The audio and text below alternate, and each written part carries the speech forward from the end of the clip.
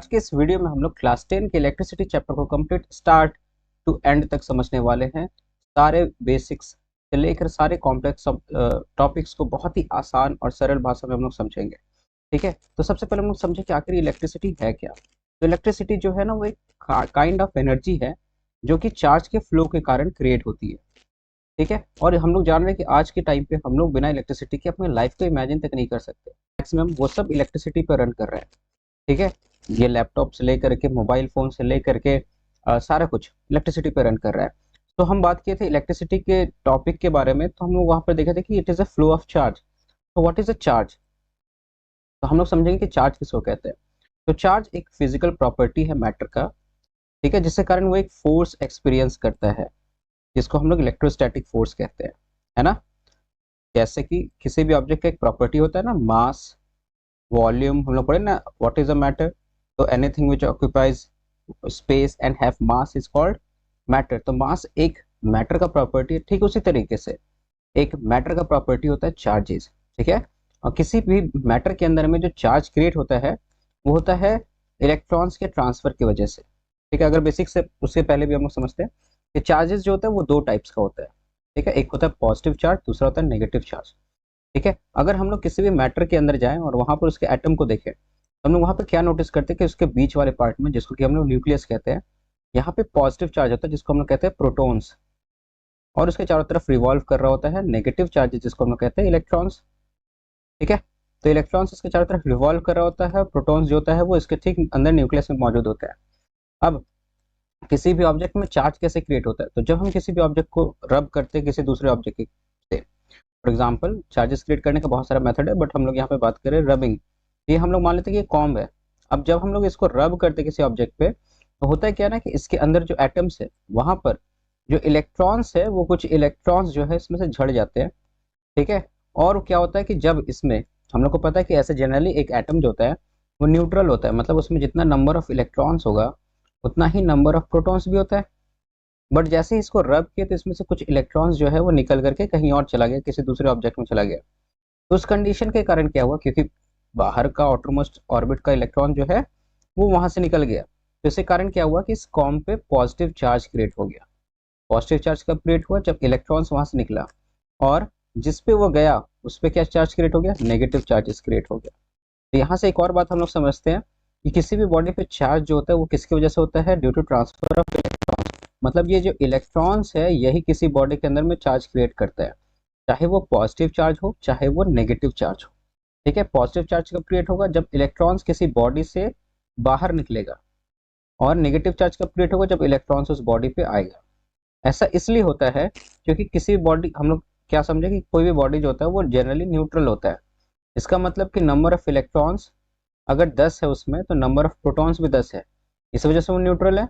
But जैसे ही उसमें से एक इलेक्ट्रॉन निकला तो यहाँ पर अब इलेक्ट्रॉन्स का संख्या 9 हो गया, पर प्रोटॉन्स तो अभी भी कितना है? 10 ही है ना। और इसके कारण इस पर नेट पॉजिटिव चार्ज एक आ जाता है, और जिस बॉडी पे वो गया उस पर एक एक्स्ट्रा इलेक्ट्रॉन आ गया, इसके कारण उस पर नेगेटिव चार्ज आता है। इसका मतलब कह सकते हैं कि जो चार्ज का कैरियर है from one body to another body, that is an electron. वो एक इलेक्ट्रॉन होता है, और इलेक्ट्रॉन से छोटा चार्ज क्रिएट ही नहीं हो सकता है। इलेक्ट्रॉन ही वो सबसे छोटा पार्टिकल है जो चार्जेस को कैरी करता है। तो किसी भी बॉडी पे मान लेते हैं कि अगर टोटल चार्ज Q है तो वो पक्का क्या होगा? इंटीग्रल मल्टीपल ऑफ एक इलेक्ट्रॉन पे चार्ज के बराबर होगा। ठीक है, कहने का मतलब क्या है कि एक इलेक्ट्रॉन ही तो वो सबसे छोटा चार्ज था जो कि एक बॉडी से दूसरे बॉडी में ट्रांसफर हो सकता है। तो किसी बॉडी में अगर Q चार्ज क्रिएट हो गया तो वो कब क्रिएट होगा? जब वहां पर ढेर सारा छोटे छोटे इलेक्ट्रॉन्स होगा। ठीक है, अब यहाँ पर मान लेते हैं कि हमारे पास में 10 इलेक्ट्रॉन्स है, तो इस बॉडी पर चार्जेस कितना होगा? तो 10 टाइम्स ऑफ एक इलेक्ट्रॉन पे जितना चार्ज होगा उतना के बराबर उस पर टोटल चार्ज क्रिएट हो गया होगा। That is Q is equal to N E, जहाँ पे एन हो गया number of charges, number of electrons, और ई हो गया चार्ज ऑन एन इलेक्ट्रॉन। एक इलेक्ट्रॉन पे चार्ज कितना होता है? तो ये होता है 1.6 इंटू 10⁻⁻19 होता है। ठीक है, ये इतना चार्ज होता है वो एक इलेक्ट्रॉन जो होता है वो क्रिएट करके रखता है। तो किसी भी बॉडी के ऊपर टोटल चार्ज किसके बराबर होगा? Q is equal to N E, मतलब टोटल चार्ज जो होगा वो क्या होगा? N times of charge on an electron. I hope कि ये बात समझ में आ रहा है। इसी बात को हम लोग क्वांटाइजेशन भी चार्ज ऑफ चार्ज भी कहते हैं, कि चार्ज जो है वो कॉन्टिन्यूस नहीं है। चार्ज जो है वो कॉन्टिन्यूस फ्लो नहीं करता, वो पैकेट्स के फॉर्म में फ्लो करता है। पैकेट्स किसका? पैकेट्स इलेक्ट्रॉन्स का पैकेट। ठीक है, और सबसे छोटा चार्ज जो होता है वो कितना के बराबर होता है, 1.6 इंटू 10⁻⁻19 कूलॉम के बराबर होता है। ठीक है, आई होप कि ये सारा बात क्लियर हो गया। अब अगर हम लोग बात करें चार्जेस का, तो चार्ज का जो ऐसा यूनिट होता है वो होता है कूलॉम। ठीक है, तो चार्ज का जो ऐसा यूनिट होता है वो होता है कूलॉम। अब यहाँ पर एक क्वेश्चन आता है एनसीईआरटी बुक में कि how many electrons constitute 1 Coulomb of charge. मतलब अगर हमको 1 कूलॉम ऑफ चार्ज चाहिए तो कितने इलेक्ट्रॉन्स देना होगा। एक बॉडी है जिसपे हमको चार्ज चाहिए, टोटल क्यू चाहिए 1 कूलॉम के बराबर, तो उसमें कितना नंबर ऑफ इलेक्ट्रॉन्स डालेंगे। तो गिवन क्या क्या है, सबसे पहले हम लोग ये करेंगे, किसी भी न्यूमेरिकल को सॉल्व करने से पहले सबसे पहले गिवन लिखते हैं और इसको हम लोग क्या करते हैं, सबसे पहले एसआई यूनिट में कन्वर्ट करते हैं। तो यहाँ पर टोटल चार्ज हमने को कितना चाहिए, 1 कूलॉम चाहिए। एक इलेक्ट्रॉन पे चार्ज कितना होता है, 1.6 इंटू 10⁻⁻19 कूलॉम। और यहाँ पर एन हमको नहीं पता, हम लोग अभी जस्ट पढ़े कि क्यू जो है टोटल चार्ज होता है वो एन टाइम्स ऑफ एक इलेक्ट्रॉन पर चार्ज के बराबर होगा। तो यहाँ से अगर वैल्यू पुटअप करें तो ये 1 coulomb is equal to N times of 1.6 into 10⁻⁻19 हो जाएगा कूलॉम। अब यहाँ से ये 1.6 इंटू 10⁻⁻19 इस तरफ ये डिवाइड में जाएगा, तो यहाँ से क्या आ जाएगा, n is equal to 1/1.6 into 10⁻⁻19। ये -19 ऊपर जाएगा तो हम लोग पढ़े एक्सपोनेंशियल पावर में कि इसका पावर पॉजिटिव हो जाएगा, ये बन जाएगा 10⁻19/1.6। ये 1.6 का पॉइंट भी रिमूव करेंगे तो ऊपर एक और 10 आ गया। ठीक है, तो ये 10 इंटू 10⁻19 हो गया। अब क्या करते हैं ना, थोड़ा इजीली सॉल्व करने के लिए इस 10⁻19 मतलब इसके पास 10 है तो एक 10 ले लेते हैं, तो ये 100 इधर आ जाएगा और वहाँ पर 10⁻18 बचेगा, बाय में 16 हो जाएगा। अगर इसको हम लोग डिवाइड करेंगे तो ये आएगा 6.25, मतलब 6.25 इंटू 10⁻18 इलेक्ट्रॉन्स मिलेगा। तब जाकर किसी बॉडी के ऊपर में टोटल जो चार्जेस होगा वो किसके बराबर होगा, 1 कूलॉम के बराबर होगा। तो आई होप कि ये आइडिया लग गया हो कि आखिर चार्ज क्या है। अब चार्जेस क्रिएट कैसे होता है। ठीक है, चार्जेस क्रिएट हो रहा था किसी बॉडी के अंदर में किसके वजह से, due to transfer of electrons. अब हम लोग यहाँ पे बात करने वाले हैं जिसकी एक जो इम्पोर्टेंट पार्ट था इस चैप्टर का, इलेक्ट्रिक करंट के बारे में। तो व्हाट इज इलेक्ट्रिक करंट। तो अगर हमारे पास में एक कंडक्टर ले लें हम लोग, ठीक है, और उस कंडक्टर में क्या कर रहे हैं कि यहाँ पर इलेक्ट्रॉन्स फ्लो कर रहा है। ठीक है, अब जैसे कि हम लोग देख रहे थे, इससे पहले हम लोग को समझना होगा कंडक्टर क्या होता है और इंसुलेटर क्या होता है। ठीक है, तो कंडक्टर और इंसुलेटर में क्या डिफरेंस है, पहले हम लोग इसको समझते हैं। तो कंडक्टर क्या होता है, जिसके जिसके पास फ्री इलेक्ट्रॉन्स हो। ठीक है, और इंसुलेटर्स होता है जिसके पास फ्री इलेक्ट्रॉन्स ना हो, फ्री इलेक्ट्रॉन्स नहीं हो। तो अब बात होता है कि ये फ्री इलेक्ट्रॉन्स का मतलब क्या है। तो जैसे एक कंडक्टर को अगर हम लोग देखें तो फॉर एग्जांपल एक हम लोग ले लेते हैं किसी भी कंडक्टर का एग्जांपल ले लेते हैं, एक सोडियम मेटल का एग्जांपल ले लेते हैं कोई भी। तो सोडियम हो गया जैसे, तो सोडियम को अगर हम लोग याद करें तो इसका एटॉमिक नंबर 11 होता था। अगर इसका इलेक्ट्रॉनिक कॉन्फ़िगरेशन लिखने जाए तो सबसे पहला ऑर्बिट में हमारा क्या होगा, 2 इलेक्ट्रॉन्स। ठीक है, उसके बाद वाले ऑर्बिट में कितना इलेक्ट्रॉन्स होता था, 8 इलेक्ट्रॉन्स। ये हमारा उसके बाद वाला ऑर्बिट हो गया, इसमें हमारे पास कितना इलेक्ट्रॉन्स होने वाला, 8, 1 2 3 4 5 6 7 8। और आखिरकार लास्ट जो ऑर्बिट है उसमें 1 इलेक्ट्रॉन बचेगा। ठीक है, और ये जो आखिरी ऑर्बिट है इसमें 1 इलेक्ट्रॉन है। अब होता है क्या है ना मेटल्स के अंदर में कि ये हम लोग पढ़े ना कि ऑक्टेट रूल की हर एटम जो है, हर मटेरियल जो है वो चाहता है कि अपना लास्ट का जो ऑर्बिट है उसको कंप्लीट करे। बट सोडियम के लिए पॉसिबल नहीं, क्योंकि इसके आउटर मोस्ट ऑर्बिट में इसको चाहिए 7 और इलेक्ट्रॉन्स। ठीक है, अब ये 7 और इलेक्ट्रॉन लेने का कैपेबल नहीं है, इसके अंदर कैपेसिटी नहीं है। तो इस कंडीशन में क्या होगा कि अपना ये 1 इलेक्ट्रॉन लूज कर देता है ना, क्योंकि वो उसको पता है कि 7 इलेक्ट्रॉन तो मिलने वाला नहीं है, तो इसीलिए एक इलेक्ट्रॉन अपना लूज कर देता है। और इस कंडीशन में क्या होता है कि इस मटेरियल के अंदर में फ्री इलेक्ट्रॉन्स आ जाता है, जो कि इस मटेरियल में मूव कर सकता है, जो कि इस मटेरियल में फ्लो कर सकता है किसी डायरेक्शन में। इसे ही हम लोग फ्री इलेक्ट्रॉन्स कहते हैं। जबकि इंसुलेटर्स के साथ ऐसा नहीं होता है। फॉर एग्जाम्पल जैसे क्लोरीन ले लें हम लोग, तो क्लोरीन का एटॉमिक नंबर 17 होता है। तो उस कंडीशन में अगर हम लोग देखें तो यहाँ पर जो इलेक्ट्रॉनिक कॉन्फ़िगरेशन क्लोरीन का आएगा, सबसे फर्स्ट ऑर्बिट में हमारा क्या आ गया, सॉरी फर्स्ट ऑर्बिट में 2 इलेक्ट्रॉन, सेकंड में 8, और थर्ड वाले में 7 हो जाएगा। अब यहाँ पे इसके पास में 1 इलेक्ट्रॉन और घट रहा है, ये 7 इलेक्ट्रॉन डोनेट करने के बजाय वो 1 इलेक्ट्रॉन किसी और से ले लेगा और अपना ऑक्टेट पूरा कर लेगा, तो इसके पास एक फ्री इलेक्ट्रॉन नहीं होगा। और इस कंडीशन में इलेक्ट्रॉन्स इजीली फ्लो नहीं हो सकता है। चार्ज तो क्रिएट हो सकता है, ठीक है, बट क्या होगा कि इलेक्ट्रॉन्स फ्लो नहीं कर सकता है। और इलेक्ट्रॉन फ्लो होने को ही हम लोग इलेक्ट्रिक करंट कहते हैं, है ना। तो इलेक्ट्रॉन फ्लो किसके अंदर हो रहा है? मेटल्स के अंदर होता है। और इसके अलावा लिक्विड जो होता है ना, जिसके अंदर में आयंस मौजूद होता है, चार्ज पार्टिकल्स होता है, वो करंट को फ्लो करवाता है।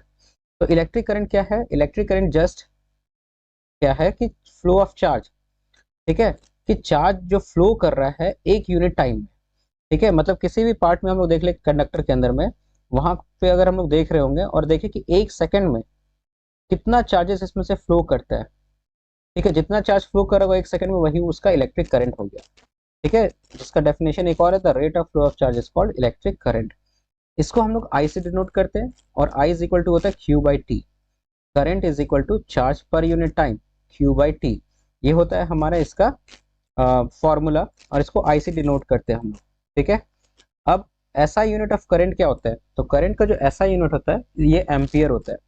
जिस तरीके से हम लोग लेंथ को नापते हैं मीटर में, उसी तरीके से करंट को अगर हम लोग को मेजर करना होता है, तो करंट को हम लोग मेजर कर रहे होते हैं एम्पियर के अंदर में। अब यहाँ पर एक बहुत ही इंपॉर्टेंट डेफिनेशन आता है एग्जाम में हर बार, जो कि है कि what is 1 ampere. 1 ampere current क्या होता है?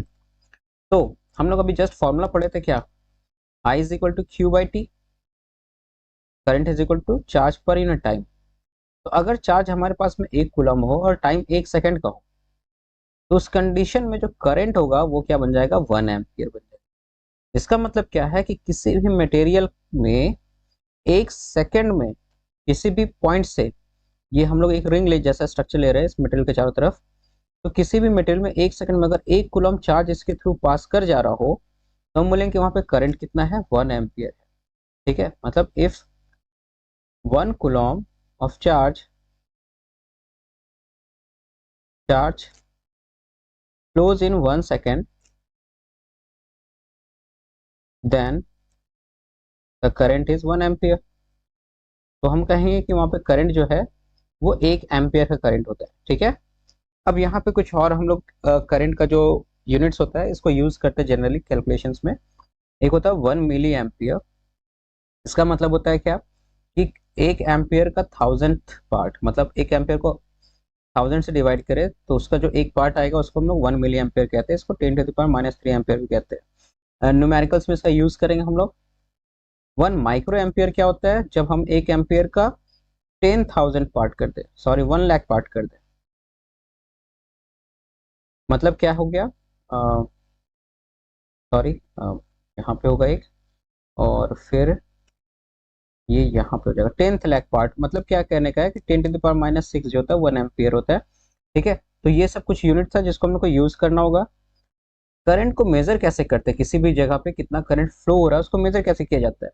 तो उसको हम लोग मेजर करते हैं by using a device known as ammeter. Ammeter एक डिवाइस है जिसको हम यूज करते हैं, ठीक है। ये हमेशा सीरीज में कनेक्टेड होता है। ये सीरीज पैरेलल क्या होता है ये हम लोग आगे जस्ट बात करने वाले बहुत ही डिटेल के साथ में। और इसको हम लोग इस तरीके से डिनोट करते हैं, एमीटर ये ए से डिनोट हो गया और ये इस तरीके से है, ठीक है। अब एक फिर से इंपॉर्टेंट पार्ट हम लोग बात करने वाले कि what is the direction of a current. ये करंट का डायरेक्शन क्या होता है? करंट आखिर किस डायरेक्शन में फ्लो करता है, ठीक है। तो पहले ऐसा लगा था लोगों को, जो साइंटिस्ट थे उनको लगता था कि जो करंट है ना वो पॉजिटिव चार्ज की वजह से फ्लो करता है, ठीक है। करंट जो है वो पॉजिटिव चार्ज की वजह से फ्लो करता है। तो वो लोग माने थे कि करंट जो है वो चूंकि पॉजिटिव चार्ज की वजह से फ्लो करे, तो अगर पॉजिटिव चार्ज मान लेते हैं यहाँ पे है, तो इसकी पॉजिटिव वाला ढकेलेगा और नेगेटिव वाला खींचेगा, तो करंट जो हमारा है वो फ्लो हो रहा होगा positive to negative, positive to negative. लेकिन बाद में हम लोग को पता चला कि अरे यहाँ पे जो चार्जेस है, फ्लो जो होता है चार्ज, वो तो इलेक्ट्रॉन्स हो रहा है, और इलेक्ट्रॉन्स खुद कैसा होता है? नेगेटिव चार्ज का होता है। तो इलेक्ट्रॉन्स किस तरफ से किस तरफ जाएगा? इलेक्ट्रॉन्स पक्का नेगेटिव से पॉजिटिव की तरफ जाएगा। ऑपोजिट चार्जेस, अच्छा एक प्रॉपर्टी था चार्जेस के बारे में, वो भी हम लोग मिस कर गए कि like charges attract each other, unlike charges repeal each other. मतलब जो सेम चार्जेस होता है, पॉजिटिव पॉजिटिव को ढकेलता है और पॉजिटिव नेगेटिव को अट्रैक्ट करता है। तो यहाँ पर ये नेगेटिव चार्ज को नेगेटिव चार्ज रिपेल करेगा, तो ये इस तरफ से इस तरफ भागेगा पॉजिटिव की तरफ। मतलब असल में इलेक्ट्रॉन्स फ्लो होता है, करंट फ्लो कराने वाला कौन है, इलेक्ट्रॉन्स, और इसका डायरेक्शन कैसा है, तो electrons flows from negative negative to positive. But हम लोग जो कन्वेंशनल डायरेक्शन चूंकि इसको यूज करते हुए आ रहे हैं, तो हम लोग उसी डायरेक्शन को यूज करते हैं, पॉजिटिव टू नेगेटिव। ठीक है, तो ये क्लियर हो गया कि असल में इलेक्ट्रॉन्स फ्लो करता है नेगेटिव से पॉजिटिव, लेकिन चूंकि हम लोग करंट का डायरेक्शन पहले मान चुके थे कि ये पॉजिटिव से नेगेटिव है, और इस बात के मान को अगर यूज करते हैं हम लोग कैलकुलेशंस में, तो इससे कोई डिफरेंस नहीं होता है, तो इसलिए हम लोग करंट का डायरेक्शन पॉजिटिव से नेगेटिव ही रखेंगे। ठीक है, तो अगर एग्जाम में कहीं पे आ कि what is the direction of current, तो हम लोग को यही कन्वेंशनल डायरेक्शन बताना है। ठीक है, स्मार्ट ज़्यादा नहीं बनना है, अपने को यही बताना होगा कि करंट जो है वो पॉजिटिव से नेगेटिव की तरफ फ्लो करता है। ये बात तो क्लियर होगा एकदम साफ। ठीक है, अब आता है कि आखिर करंट या चार्ज फ्लो क्यों करता है, फ्लो क्यों करता है या फ्लो कैसे करता है। ठीक है, फ्लो कैसे करता है, एक मटेरियल के अंदर जो चार्जेस है वो फ्लो कैसे कर रहा है, कौन डिसाइड करता है कि ये इलेक्ट्रॉन्स किधर जाएगा, कैसे कैसे जाएगा, तो इसके लिए हम लोग को समझना पड़ेगा पोटेंशियल डिफरेंस। ठीक है, और पोटेंशियल डिफरेंस को समझने के लिए सबसे पहले समझेंगे पोटेंशियल क्या होता है। सिंपली इसको एक नॉर्मल सा हम लोग एग्जांपल की मदद से समझते हैं। ठीक है, फिर उसके बाद हम लोग डेफिनेशंस पे आएंगे। तो अगर एक सिंपल सा हम लोग देखें, पाइप में पानी है भरा हुआ, तो वो पाइप जो है वो जनरली अगर इस तरीके से नॉर्मली रखा हुआ है, तो पानी जो होगा पाइप में से वो कोई खास डायरेक्शन में फ्लो नहीं कर रहा होगा। ठीक है, लेकिन हम लोग वहीं पे या फिर मान लेते एक पॉन्ड है, तालाब है जहाँ पानी है अंदर में, तो उस कंडीशन में वो जो वाटर है वो फ्लो नहीं करेगा। लेकिन वहीं पे यहाँ पे अगर एक हाइट का डिफरेंस क्रिएट हो जाए, तो उस कंडीशन में क्या होगा, ये सारा वाटर जो हमारा है वो फ्लो करने लग जाएगा एक डायरेक्शन में। तो ऐसा क्यों हुआ कि ये वाटर जो यहाँ पे था इस पॉन्ड के अंदर में वो फ्लो करने लग गया, क्यों, क्योंकि यहाँ पर हुआ क्या कि जब ये माउंटेन के ऊंचाई पे था पानी, तो इसके हाइट की वजह से इसके पास में कुछ एनर्जी था जिसको हम लोग पोटेंशियल एनर्जी कहते हैं। ठीक है, हम लोग पढ़े potential energy due to gravity का फॉर्मूला था mgh, सर्टेन हाइट पे है mgh होगा, तो और नीचे जब पानी आ रहा होगा तो यहाँ पर इसका कुछ और mgh होगा, कुछ और पोटेंशियल एनर्जी होगा। तो हर ऑब्जेक्ट चाहता है कि अपना एनर्जी को रिड्यूस करे वो, इसीलिए क्या होता है कि वाटर जो है वो हाइयर पोटेंशियल से लोअर पोटेंशियल की तरफ फ्लो कर रहा होता है। मतलब ऊपर में पोटेंशियल ज्यादा और नीचे में पोटेंशियल कम है, तो इस वजह से वो वाटर क्या है, ऊपर से नीचे की ओर फ्लो कर रहा होता है। तो कोई भी चीज जो है यहाँ पर, ये जो वाटर है वो फ्लो क्यों कर रहा है, due to difference in potential. ठीक, वैसे ही इलेक्ट्रॉन्स जो है वो भी फ्लो कंडक्टर में कब करेगा, जब हम लोग वहां पर electric potential sorry potential difference जो है वो क्रिएट करेंगे। ठीक है, तो सबसे पहले हम लोग समझेंगे आखिर यहाँ पर इस वाले कंडीशन में इलेक्ट्रिसिटी के केस में पोटेंशियल कैसे डिफाइन करते हैं। फॉर एग्जांपल जैसे कि हम लोग अभी ग्रेविटी वाले केस में क्या देखे थे, पोटेंशियल एनर्जी को डिफाइन करे थे ना, कि अगर ग्राउंड को हम लोग जीरो ले ले पोटेंशियल है यहाँ पे, तो सर्टेन हाइट के लिए पोटेंशियल हम लोग mgh के द्वारा निकाल ले रहे थे। ठीक है, तो ये डिफाइन कर रहे थे हम लोग कि हाइट बढ़ रहा है पोटेंशियल बढ़ रहा है। वैसे ही हम लोग यहाँ पर पोटेंशियल कैसे डिफाइन करेंगे इलेक्ट्रिक, यहाँ पर इस वाले सिनेरियो में, तो हम लोग यहाँ पर डिफाइन करते हैं कि क्या करते हैं कि यहाँ पर मान लेते हैं एक रीजन है जहाँ पे इलेक्ट्रिक फील्ड पहले से क्रिएटेड है। ठीक, अब हम लोग क्या करते हैं कि ये इलेक्ट्रिक फील्ड जो है वो किसी चार्ज से क्रिएटेड होगा। अब हम लोग क्या करेंगे कि एक चार्ज लेंगे, कौन सा चार्ज लेंगे, तो कन्वेंशन के हिसाब से यूनिट पॉजिटिव चार्ज लेंगे +1 कूलम, और इसको इन्फिनाइट से किसी एक पॉइंट तक ले जाएंगे इस इलेक्ट्रिक फील्ड के अंदर में, कोई पॉइंट ए है, तो इस फील्ड तक ले जाने में जो हमको वर्क डन करना पड़ेगा ना, वही इस पॉइंट का पोटेंशियल कहलाएगा। तो what is potential at point A, तो अमाउंट ऑफ वर्क डन, हम लोग यहाँ पे इसको ले जा रहे हैं, हम लोग को पक्का कुछ ना कुछ काम करना पड़ेगा, तो जो वर्क डन करना पड़ेगा वही इसके अंदर में पोटेंशियल, 1 कूलम चार्ज को ले जाने में जो वर्क डन करना पड़ेगा वही इसका इस पॉइंट का पोटेंशियल कहलाएगा। ये बात क्लियर हो रहा है। तो व्हाट इज पोटेंशियल, तो work done in bringing a unit positive charge from infinity to that point. अब मान लेते इस तरीके से पॉइंट एक ए है, वैसा ही पॉइंट कोई बी भी है, यहाँ पर हम लोग को ले जाने में मान लेते हैं कि वर्क डन करना पड़ गया 10 जूल का, यहाँ पर 8 जूल का करना पड़ गया इलेक्ट्रिक फील्ड के अंदर में। तो यहाँ पर ये क्या हो रहा है, देख रहे हैं हम लोग कि यहाँ पर पोटेंशियल का डिफरेंस क्रिएटेड है, और इस पोटेंशियल का डिफरेंस के कारण ही इलेक्ट्रॉन्स जो है वो फ्लो करेगा from point A to point B. यहाँ से यहाँ तक एक वायर का कनेक्शन कर दे, तो उस कंडीशन में चार्ज जो है वो इस जगह से इस जगह फ्लो कर जाएगा, higher potential to lower potential. ठीक है, तो पोटेंशियल डिफरेंस क्या हो गया, तो potential difference it is the amount of work done in bringing a unit positive charge from one point to another point. ठीक है, मतलब कहने का मतलब सिंपली है, चीजों को इस तरीके से हम लोग देख रहे हैं कि अगर कहीं पे पोटेंशियल डिफरेंस होगा तभी चार्ज फ्लो करेगा। ठीक है, पोटेंशियल डिफरेंस होगा तो ही चार्ज फ्लो करेगा। तो हम लोग को जितना वर्क डन करना पड़ेगा एक पॉइंट से दूसरे पॉइंट तक चार्ज को ले जाने में। ठीक है, अगर हम लोग मान लेते हैं यहाँ 10 जूल था, यहाँ पे 12 जूल होता फॉर एग्जाम्पल, तो हम लोग को यहाँ पे वर्क डन करना पड़ता है इस इलेक्ट्रॉन को ले जाने में। तो जितना वर्क डन करना पड़ता है वही इन दोनों के बीच का हम लोग क्या कहलाता है, पोटेंशियल डिफरेंस कहलाता है। बात समझ में आ रहा है? ठीक है, ये क्लियर हो रहा है? तो ये हमारा था कि work done in moving a unit positive charge from one point to another point in electric field is known as potential difference. अब यही पोटेंशियल डिफरेंस के कारण क्या होता है, हमारा इलेक्ट्रिसिटी फ्लो करता है। तो ये पोटेंशियल डिफरेंस कौन क्रिएट करता है एक इलेक्ट्रिक सर्किट के अंदर में? तो ये क्रिएट करता है बैटरी या फिर सेल। तो जो बैटरी या सेल होता है उसके एक साइड में पॉजिटिव एक साइड में नेगेटिव टर्मिनल होता है। एक तरफ समझ लेते हैं इसको इस तरीके से कि हायर पोटेंशियल, एक तरफ लोअर पोटेंशियल है, और इसकी वजह से चार्जेस जो है वो फ्लो करने लग जाते हैं। ठीक है, इसकी वजह से चार्जेस जो है वो फ्लो करता है from high potential to low potential. ठीक, और इसको काम कराने में बैटरी को कुछ एनर्जी खर्च करना पड़ता है और इस वजह से बैटरी डिस्चार्ज हो जाता है। ये जो पोटेंशियल डिफरेंस है इसको हम लोग वी से डिनोट करते हैं। आई होप कि ये सब कुछ क्लियर हो रहा होगा, है ना? इसको वी से डिनोट करते हैं और इसका फॉर्मूला होता है work done per unit charge, V is equal to W by Q. इसका एसआई यूनिट क्या होता है? तो इसका एसआई यूनिट वोल्ट होता है, वोल्ट, जिसको डिनोट भी हम लोग V से ही करते हैं। तो ये सब कुछ क्लियर हो रहा होगा। अब हम लोग आगे डिफाइन करेंगे 1 वोल्ट क्या होता है। तो हम लोग पढ़े अभी just V is equal to W by Q था।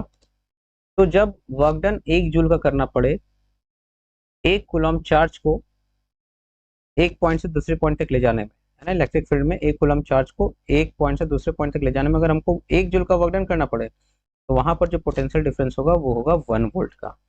ठीक है, तो यहाँ पे क्या करेंगे, व्हाट इज 1 वोल्ट? तो 1 joule of work done, 1 joule of work done to move a charge of 1 coulomb from one point to another, from one point to another, एक पॉइंट से दूसरे पॉइंट तक ले जाने में ना हम लोग को काम करना पड़ा ना, उसी को हम लोग क्या डिफाइन कर रहे हैं यहाँ पे, 1 जूल डिफाइन कर रहे हैं। आई होप कि ये सब कुछ क्लियर हो रहा होगा। ठीक है, चलो हम लोग मिलते हैं। अब हम लोग आगे जो है वो बात करने वाले हैं, हम लोग ये भी बात कर ली कि what is the source of potential difference. तो पोटेंशियल डिफरेंस का जो सोर्स था हमारे पास में वो क्या होता है, बैटरी होता है या फिर सेल होता है। ये सब कुछ यहाँ तक क्लियर हो गया। हम लोग यहाँ तक एक पार्ट जो है वो बहुत ही अच्छी तरीके से समझ गए। ठीक है, अब हम लोग यहाँ पे क्या करने वाले हैं, हम लोग आगे में एक हम लोग अब समझेंगे इलेक्ट्रिक सर्किट किसे कहते हैं। इलेक्ट्रिक सर्किट किसे कहते हैं? तो करंट को फ्लो करने के लिए चाहिए एक कॉन्टिन्यूअस पाथ। करंट फ्लो कैसे करेगा, ऐसे ही हवा में थोड़ी फ्लो करने लगेगा इलेक्ट्रॉन्स, उसको चाहिए कंप्लीट क्लोज पाथ। तो जो क्लोज्ड पाथ है, closed path through which current flows, close path through which current flows is known as electric circuit. मतलब क्या कि यहाँ पर अगर हम लोग एक सेल कनेक्ट करें, कुछ सिंबल्स होता है, इसको भी हम लोग समझ लेते हैं। जैसे पहले हम सिंबल्स के बारे में बात कर लेते हैं। तो कुछ सिंबल्स होता है, जैसे कि सबसे पहले सिंबल हम लोग देखें सेल। तो सेल का सिंबल कुछ ऐसा होता है, ये पॉजिटिव टर्मिनल, ये नेगेटिव टर्मिनल। बैटरी क्या होता है, कॉम्बिनेशन ऑफ सेल्स। जब दो या दो से अधिक सेल्स को हम लोग एक साथ लगा देते हैं तो इसको बैटरी कहते हैं। ठीक है, इसमें इसको हम लोग कैसे ड्रॉ करते हैं, पॉजिटिव है ये नेगेटिव है, फिर नेगेटिव टर्मिनल से पॉजिटिव वाले को जोड़ेंगे और ये नेगेटिव, फिर पॉजिटिव नेगेटिव, इस तरीके से चलते चला जाता है, ये बैटरी हमारा। इसके अलावा अगर हम स्विच के बारे में बात करें, ठीक है, तो ये स्विच किस तरीके से डिनोट कर सकते हैं, कुछ इस तरीके से। ये जो है हमारा, ये स्विच ओपन है, स्विच ओपन है इसका मतलब करंट फ्लो नहीं करेगा, ये नीचे जब गिरेगा, ठीक है, तब सर्किट कंप्लीट होगा और उसके बाद में करंट फ्लो होना स्टार्ट होगा। तो ये स्विच ओपन है तो इसका मतलब करंट फ्लो नहीं कर रहा है, और अब स्विच क्लोज हो गया है तो करंट फ्लो करना स्टार्ट कर जाएगा। बल्ब, बल्ब को अगर हम लोग देखें तो उसको रिप्रेजेंट हम लोग ऐसे करते हैं, ये बल्ब हो गया सिंपली, बल्ब ग्लो कर रहा होगा तो उस कंडीशन में इस तरीके से डिनोट कर देते हैं हम लोग। इसके अलावा रेजिस्टेंस, ये रेजिस्टेंस क्या होता है आगे बात करेंगे, बस इसका डायग्राम देख लेते हैं। रेजिस्टेंस कुछ इस तरीके से होता है, ठीक है, ये करंट के फ्लो को अपोज करता है। फिर एक होता है रेहोस्टेट। ये होता है क्या कि इसका यूज करते हैं हम लोग रेजिस्टेंस को, ये अपना रेजिस्टेंस को कम ज्यादा कर सकता है। ठीक है, इसका यूज करते हैं हम लोग करंट को में चेंजेस, सॉरी, ये रेहोस्टेट है, ये अपने रेजिस्टेंस को डिक्रीज इंक्रीज कर सकते हैं। ठीक है, इसकी मदद से। इसके अलावा अगर हम लोग और बात करें अगला, तो और भी कुछ है, जैसे कि गैल्वेनोमीटर होता है। एक सेकेंड।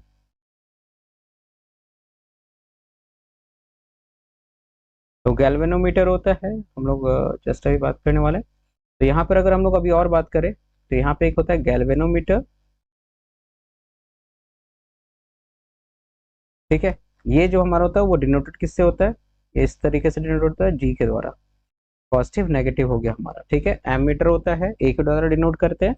अच्छा, और वोल्टेज को नापने के लिए हम वोल्ट मीटर यूज करते हैं, वो तो हमने देखा ही नहीं। एमीटर हो गया, ए के द्वारा डिनोट होगा। वैसे ही वोल्ट मीटर जो होता है वो वी से डिनोट होता है। वोल्ट मीटर, इसको हम लोग वी से डिनोट करते हैं। ये इस तरीके से हो गया। ठीक है, तो ये था हमारा कुछ बात, यहाँ तक हम लोग कर लिए। तो अब इसके बाद अगर हम लोग बात करें सर्किट, इलेक्ट्रिक सर्किट के बारे में, तो इलेक्ट्रिक सर्किट क्या था, close path through which current flows. ठीक है, तो एक इलेक्ट्रिक सर्किट के अंदर क्या क्या इंपॉर्टेंट कंपोनेंट्स होता है, सबसे पहले होता है हमारा एक सेल या battery, source of potential difference. फिर हम उसको कनेक्ट करेंगे एक रेजिस्टेंस से। फिर उसके बाद में एक बैटरी या स्विच होगा। ठीक है, और इसमें फिर एमीटर को भी कनेक्ट करना होगा। तो एमीटर कैसे कनेक्ट होगा, एमीटर कनेक्ट होता है सीरीज में। सीरीज में कैसे कनेक्ट होता है, अभी जस्ट हम लोग देख लेते हैं। हाँ, यहाँ पर हम लोग एमीटर को इस तरीके से कनेक्ट कर देंगे। ठीक है, फिर यहाँ से ये इस तरीके से आ गया। वोल्ट मीटर जो होता है वो पैरेलल कनेक्ट होता है अक्रॉस रेजिस्टेंस, मतलब ये रेजिस्टेंस है ना, उसके इस पॉइंट से इस पॉइंट के बीच में लोग वोल्ट मीटर को इस तरीके से कनेक्ट करते हैं। ठीक है, ये आई होप कि ये सब कुछ क्लियर हो गया हो। तो अब हम लोग समझने वाले हैं ओम्स लॉ के बारे में। जैसा कि अभी तक हम लोग ने समझा कि करंट क्या होता है और किस तरीके से करंट जो है फ्लो करता है, साथ ही साथ हम लोगों ने समझा कि किस तरीके से करंट को फ्लो कराने के लिए एक पोटेंशियल डिफरेंस का सोर्स होना जरूरी है, जो कि बैटरी या फिर सेल होता है। पर आखिर इन दोनों के बीच में रिलेशन क्या होता है, ये कैसे पता चलेगा, तो इसके बारे में आइडिया देता है हमारा ओम्स लॉ। ये जो ओम्स लॉ है ये दिया गया था जॉर्ज साइमन ओम के द्वारा। ये कहता है कि एट कांस्टेंट टेम्परेचर, मतलब हम क्या करें कि टेम्परेचर फिक्स कर दे। ठीक है, तो उस कंडीशन में जो पोटेंशियल डिफरेंस होगा हमारा, वो प्रोपोर्शनल होगा आई के। इसका मतलब अगर हम लोग पोटेंशियल डिफरेंस को इंक्रीज करेंगे तो सर्किट के अंदर करंट भी इंक्रीज करेगा, और अगर हम लोग पोटेंशियल डिफरेंस को डिक्रीज करेंगे तो करंट भी डिक्रीज करेगा। ठीक है, इसका ग्राफ कुछ इस तरीके से होता है। अगर हम लोग यहाँ पर ले ले, ये हमारा एक्स एक्सिस हो गया और ये वाई एक्सिस था। यहाँ पर ये वाई एक्सिस पे अगर हम लोग वोल्ट को दिखा दे और यहाँ पर करंट को दिखा दे, तो हम लोग क्या नोटिस करते हैं कि जिस तरीके से करंट इंक्रीज करता है, ठीक वैसे वैसे वोल्टेज भी इंक्रीज करता है। और इसका जो ग्राफ होता है वो हमारा होता है एक स्ट्रेट लाइन। ठीक है, जब भी दो क्वांटिटीज डायरेक्टली प्रोपोर्शनल होता है तो उसका ग्राफ कुछ इस तरीके से होता है। अब हम लोग यहाँ पे प्रोपोर्शनैलिटी का साइन हटाएंगे, तो उस कंडीशन में क्या होगा, एक कांस्टेंट आएगा। यहाँ पे जो कांस्टेंट आता है ये होता है आर। ठीक है, और ये जो है, इसी को अगर हम लोग प्रॉपरली सजा के लिखे तो ये बन जाता है हमारा v is equal to I R. ये हमारा बन जाएगा v is equal to I R, और यही है ओम्स लॉ। ठीक है, तो यहाँ पर हम लोग देख रहे हैं कि पोटेंशियल डिफरेंस जो है वो बराबर होता है product of current and R. ये आर जो है इसी को हम लोग रेजिस्टेंस कहते हैं। अब हम लोग समझते हैं अगले टॉपिक में कि आखिर ये रेजिस्टेंस क्या होता है। तो जिस तरीके से हम लोग देख रहे थे कि किसी भी जगह पे मोशन करने पे उसके जस्ट ऑपोजिट डायरेक्शन में एक फोर्स लगता था, मोशन के ऑपोजिट डायरेक्शन में, जिसको हम लोग क्या कहते थे, फ्रिक्शन। ठीक वैसे ही जब इलेक्ट्रॉन्स किसी भी कंडक्टर के थ्रू फ्लो करता है, किसी भी कंडक्टर के थ्रू जब इलेक्ट्रॉन्स फ्लो करता है, तो वो अपने पाथ में बहुत सारे डिफरेंट पार्टिकल के साथ में स्ट्राइक करता है, जिसके कारण क्या होता है कि उसका जो करंट का जो फ्लो है, ठीक है, उसको वो अपोज कर रहा होता है। जैसे इलेक्ट्रॉन अगर आगे की तरफ मूव करे तो डिफरेंट पार्टिकल से टकराएगा। ठीक है, मतलब यहाँ पे क्या हो रहा है कि उसका जो फ्लो है वो अपोज हो रहा है। तो ये जो प्रॉपर्टी होता है ना मटेरियल का, करंट के फ्लो को अपोज करना, इसी को हम लोग रेजिस्टेंस कहते हैं। ठीक है, तो रेजिस्टेंस क्या हो गया, it is a property of material which opposes the flow of current. मतलब ये वो प्रॉपर्टी मटेरियल का जो क्या करता है कि किसी भी कंडक्टर के अंदर में करंट के फ्लो मतलब इलेक्ट्रॉन्स के फ्लो को अपोज करता है। ठीक है, इसको मेजर कैसे किया जाता है? तो इसको हम लोग मेजर करते हैं, इसका जो एसआई यूनिट होता है वो होता है ओम। ठीक है, ओम। और यहाँ पर इसका जो सिंबल होता है वो कुछ इस तरीके से होता है। ठीक है, अगर हम लोग देखें रेजिस्टेंस के बारे में तो हम लोग देख रहे थे कि V is equal to I R था फ्रॉम ओम्स लॉ। तो यहाँ से हम लोग लिख सकते हैं R is equal to V by I. ठीक है, यहाँ से हम लोग लिख सकते हैं R is equal to V by I, मतलब पोटेंशियल डिफरेंस और करंट के रेशियो को अगर निकालेंगे तो वो रेजिस्टेंस देगा। बट रेजिस्टेंस जो है ना वो पोटेंशियल डिफरेंस या करंट पर डिपेंड नहीं करता है। रेजिस्टेंस मटेरियल का प्रॉपर्टी होता है, ठीक है, जिसका कि वोल्टेज और करंट से कोई इफेक्ट नहीं होता है। मतलब अगर हम लोग किसी कंडक्टर में वोल्टेज या करंट को चेंज कर रहे हो तो उसके कारण रेजिस्टेंस में कोई चेंज नहीं आएगा। तो आखिर बात आता है कि रेजिस्टेंस फिर किन किन बातों पर डिपेंड करता है। तो factors on which resistance depends, तो जिन जिन फैक्टर्स पे रेजिस्टेंस डिपेंड करता है उनमें से सबसे पहला फैक्टर होता है लेंथ ऑफ द रेजिस्टेंस। ठीक है, तो अब यहाँ पर इसको हम लोग कुछ एग्जाम्पल की मदद से समझेंगे। तो अगर हम लोग यहाँ पर देखें तो फ्रिक्शन फोर्स के बारे में, तो हम लोग जितना ज़्यादा रास्ता, जितना लंबा रास्ता ट्रैवल करेंगे, ठीक है, फोर्स उतना ही ज़्यादा लगेगा फ्रिक्शन। ठीक वैसे ही यहाँ पर जब करंट फ्लो करता है किसी भी कंडक्टर के थ्रू, तो उसके रास्ते में उसको अपोज करने वाला उतना ही लोग मिलेगा जितना लंबा उसका लेंथ, जितना लेंथ होगा उसका, उस कंडक्टर का। तो कहने का मतलब क्या है कि जो कंडक्टर का रेजिस्टेंस होता है वो डायरेक्टली प्रोपोर्शनल होता है लेंथ के। मतलब अगर हम लोग लेंथ बढ़ाते चले जाएंगे तो करंट को अपोज करने वाला लोग और भी ज़्यादा मिलेगा और इस वजह से रेजिस्टेंस भी बढ़ जाएगा। तो कंडक्टर का रेजिस्टेंस बढ़ाने पे, लेंथ बढ़ाने पे उसका रेजिस्टेंस बढ़ता है। ठीक है, इसको हम लोग इक्वेशन 1 बना के रखते हैं। दूसरा होता है cross section area. Cross section area, ये क्रॉस सेक्शन एरिया क्या होता है? तो अगर हम लोग किसी भी वायर को देखें, अगर ये वायर हमारे पास में, तो इसका ये जो थिकनेस है ना, ये वाला पार्ट जो हम लोग देख रहे हैं यहाँ पे, ठीक है, यहाँ पे ये वाला पार्ट, ये रेड वाला पार्ट, ये जो एरिया है इसी को हम लोग बोलते हैं क्रॉस सेक्शनल एरिया। ठीक है, जो इसको कि थिकनेस भी कहते हैं। तो जैसे ही हम लोग इसके एरिया को बढ़ाएंगे तो उस कंडीशन में क्या होगा कि रेजिस्टेंस भी डिक्रीज कर जाएगा। ठीक है, इसको सिंपल एग्जांपल से समझते हैं कि अगर पानी को फ्लो कराना है तो एक पतले पाइप में से ज़्यादा पानी फ्लो अच्छे से कर सकता है या मोटे पाइप से? तो ऑफकोर्स ये जो मोटा पाइप है वहाँ पर वाटर जो है वो इजिली फ्लो कर सकता है। ठीक है, क्योंकि यहाँ पर इसका क्रॉस सेक्शनल एरिया ज़्यादा है। ठीक वैसे ही जब इलेक्ट्रॉन्स को फ्लो करना होता है किसी कंडक्टर के अंदर में, तो उस कंडीशन में ये जो एरिया है ना, एरिया, ठीक है, इस एरिया के इन्वर्सली प्रोपोर्शनल होता है। मतलब अगर हम लोग एरिया बढ़ाते चले जाएंगे तो वो जो रेजिस्टेंस है वो घटते चला जाएगा, रोकने वाला जो है वो कम होते चला जाएगा। तो resistance is inversely proportional to area. ठीक है, तो ये हम लोग देखें कि लेंथ के डायरेक्टली प्रोपोर्शनल होता है और एरिया के इन्वर्सली प्रोपोर्शनल होता है। और किस बात पर डिपेंड करता है? और ये डिपेंड करता है टेम्परेचर पर। ठीक है, टेम्परेचर पर डिपेंड करता है। टेम्परेचर पर कैसे डिपेंड करता है?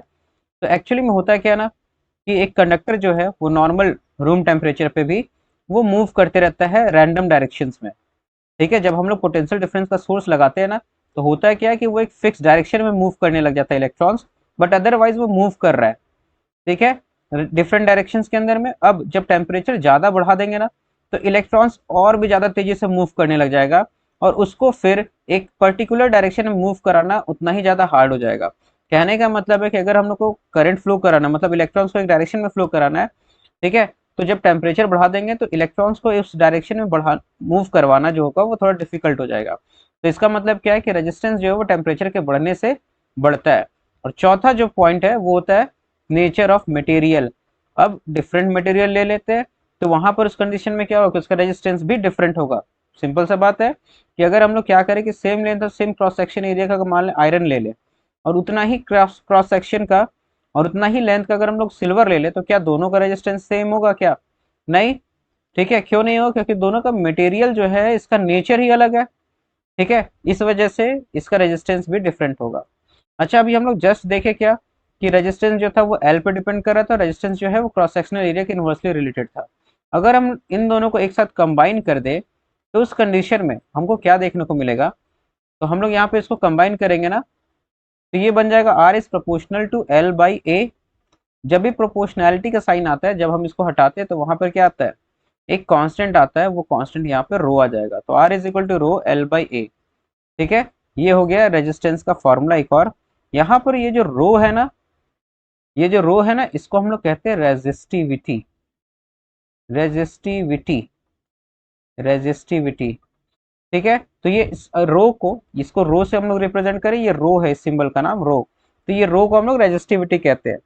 तो अब बात आता है कि ये रेजिस्टिविटी को कैसे डिफाइन करें, क्या होता है ये रेजिस्टिविटी। तो इसको समझने के लिए हम लोग सिंपल समझेंगे। हम लोग देखें रेजिस्टेंस इज इक्वल टू क्या, रो एल बाई ए। ठीक है, अब हम लोग क्या करें कि एक कंडक्टर ले ले जिसका लेंथ जो है वो 1 मीटर ले ले, और एरिया जो है वो 1 मीटर स्क्वायर ले ले। तो उस कंडीशन में, हमारा हम लोग क्या देखेंगे कि जो आर होगा वो रो हो जाएगा, लेंथ की जगह भी 1 डालेंगे और ए की जगह भी 1 डालेंगे, तो ये आर इज इक्वल टू रो के बराबर आ जाएगा। तो इसका कहने का मतलब सिंपल ये है कि अगर हम मटेरियल ले लें जिसका लेंथ 1 मीटर लंबा हो और उसका क्रॉस सेक्शनल एरिया अगर 1 मीटर स्क्वायर हो, तो उस कंडीशन में जो भी इसका रेजिस्टेंस आएगा वही क्या कहलाता है, रेजिस्टिविटी कहलाता है, रो कहलाता है। आई होप कि क्लियर हो रहा है। तो यहाँ पे एक सर्टेन लेंथ है और सर्टेन क्रॉस सेक्शन एरिया का अगर सेम कंडक्टर को ले और उसका रेजिस्टेंस को देखें तो उसी को हम लोग रेजिस्टिविटी कहते हैं। ये रेजिस्टिविटी हर एक मटेरियल का एक एक फिक्स्ड होता है, मतलब हर एक मटेरियल का एक फिक्स रेजिस्टिविटी होने वाला है, क्योंकि हमको क्या करना है, हर एक मटेरियल का फिक्स लेंथ और फिक्स क्रॉस सेक्शनल एरिया जो है वो ले रहे होते हैं। ठीक है, तो ये होता है रेजिस्टिविटी, और इसका जो एसआई यूनिट होता है ना, वो होता है ओम मीटर। हम लोग निकाल सकते हैं यहाँ से, जैसे कि यहाँ पे R is equal to rho L by A है, तो यहाँ पर अगर हम लोग लिखे तो रो इज इक्वल टू क्या आ जाएगा, ये ए इधर आर से मल्टीप्लाई होगा तो R into A by L. R का जो ऐसा यूनिट होता है ओम, एरिया का ऐसा यूनिट होता है मीटर स्क्वायर, और बाई मीटर तो ये हो जाएगा ओम मीटर। तो इसका जो ऐसा यूनिट होता है वो क्या होता है, रेजिस्टिविटी का ओम मीटर। आई होप कि ये सब कुछ क्लियर हो गया होगा। यहाँ तक हम लोगों ने सारा पार्ट देख लिया। हम लोगों ने देखा कि चार्ज किसे कहते हैं, और चार्ज से फिर आगे बढ़ते हैं हम लोग समझे करंट क्या होता है, फिर समझे कि करंट को फ्लो कराने के लिए किस कंडीशन का नेसेसिटी था, जो कि था पोटेंशियल डिफरेंस। और इसके बाद हम लोग समझे कि पोटेंशियल डिफरेंस और करंट के बीच रिलेशन क्या होता है, जो कि ओम्स लॉ बता रहा था। और फिर वहीं पर आगे कंडीशन में हम लोग बढ़ते हुए चले तो रेजिस्टेंस के बारे में आइडिया लिया, और साथ ही साथ हम लोग समझे रेजिस्टिविटी के बारे में। तो आई होप कि ये क्लियर हो गया था कंप्लीटली। अब हम लोग आगे पढ़ने वाले हैं, ठीक है, combinations of resistors. Combination of resistors, आखिर ये रेजिस्टर्स क्या होता है। तो वैसा डिवाइस जो रेजिस्टेंस क्रिएट करे, रेजिस्टेंस क्रिएट करे, उसको हम लोग क्या बोलते हैं, रेजिस्टर्स कहते हैं। ये क्या हो सकता है रेजिस्टर्स, तो जितना भी इलेक्ट्रिकल एप्लियंस है, ठीक है, वो सब करंट के फ्लो को अपोज कर रहा है, वो सारा रेजिस्टर्स हो सकता है हमारे लिए। ठीक है, बल्ब हो गया, फैन हो गया, टीवी, कूलर, एसी, फ्रिज, ये सब कुछ रेजिस्टर्स है। तो इन सारे रजिस्टर्स को किस तरीके से कनेक्ट कर सकते हैं, ठीक है, और उसका टोटल रेजिस्टेंस क्या होने वाला है उसके बारे में हम लोग बात करेंगे। तो इन सारे रजिस्टर्स को कनेक्ट करने के लिए मेनली जो हमारे पास में वो दो तरीका होता है। फर्स्ट, इसको बोलते हैं सीरीज कनेक्शन, और जो सेकंड है इसको बोलते हैं पैरेलल कनेक्शन। ठीक है, और एक हमारा क्या होता है, थर्ड भी होता है, जहां पे सीरीज और पैरेलल का मिक्स होता है, बट ये इन्हीं दोनों कैटेगरीज के अंदर आ जाएगा। तो सीरीज कनेक्शन पहला होगा और दूसरा होगा हमारा पैरेलल कनेक्शन। तो हम लोग समझते हैं अब कि सीरीज कनेक्शन जो है रजिस्टर्स का वो काम कैसे करता है, और साथ में यहाँ पर टोटल रेजिस्टेंस जो होता है जब सीरीज में कनेक्ट करेंगे तो क्या होता है ये हम लोग समझेंगे। तो सीरीज कनेक्शन, तो सीरीज कनेक्शन में हम लोग कनेक्ट कैसे करते हैं रजिस्टर्स को, सिंपली रजिस्टर्स को हम लोग डिफाइन इस तरीके से रिप्रेजेंट करते हैं। ठीक है, तो हम लोग क्या करते हैं सीरीज कनेक्शन में कि जो रजिस्टर्स है वो एंड टू एंड जुड़ता है, एंड टू एंड जुड़ता है, मतलब एक रजिस्टर का जहां एंड होगा दूसरा रजिस्टर वहीं से जुड़ जाएगा, फिर तीसरा रजिस्टर यहीं से जुड़ जाएगा, और इस तरीके से करके ये आपस में कनेक्टेड होता है। ठीक है, अब यहाँ पर हम लोग क्या करते हैं, इसको एक पोटेंशियल डिफरेंस के सोर्स के साथ कनेक्ट कर देते हैं। यहाँ पर ये एक स्विच हो गया। ठीक, यहाँ मान लेते हैं कि यहाँ पर रेजिस्टेंस R1 है, R2 है और R3 है। हम लोग को पता करना है कि इन तीनों के कारण जो टोटल रेजिस्टेंस आ रहा होगा वो कितना हो रहा होगा। ठीक है, तो एकदम आसानी से बहुत ही सिंपल तरीके से समझेंगे कुछ कंडीशंस को, और फिर हम लोग डेराइव करेंगे इसको।